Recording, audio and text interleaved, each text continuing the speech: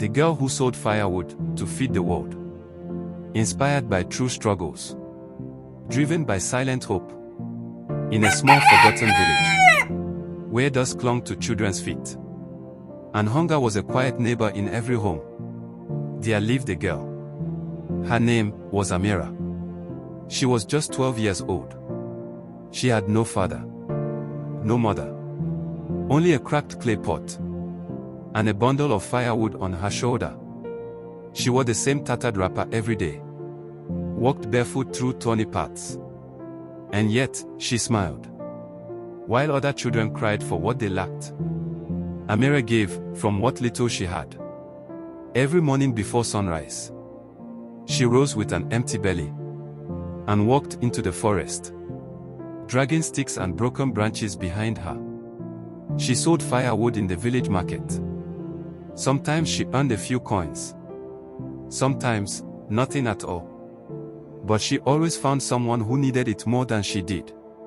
An old woman with no roof, a crying mother with no cooking fire, a stranger passing by with dust in his throat. One day, while washing her tired feet in the river, a man approached her.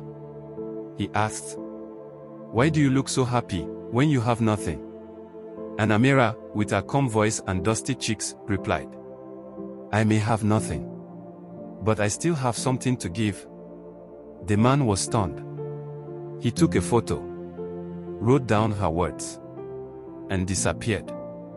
Amira thought nothing of it.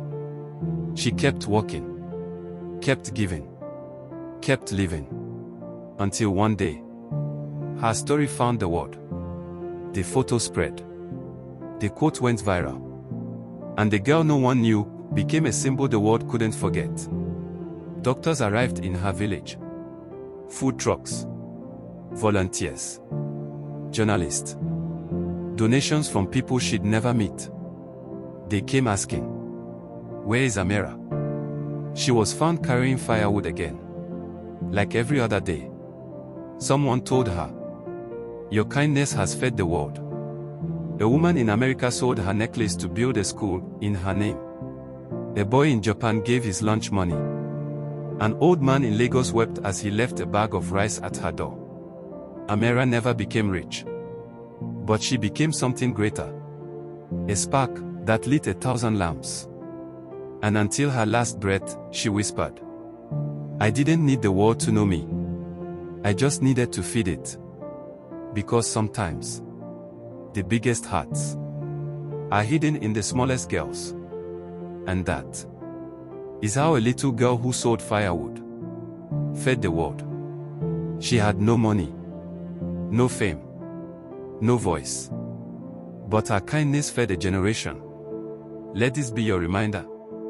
You don't need to have much to do much.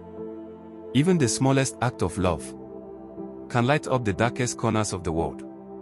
So be kind. Be generous. And never stop doing good. Even when no one is watching. Because one day, the world will see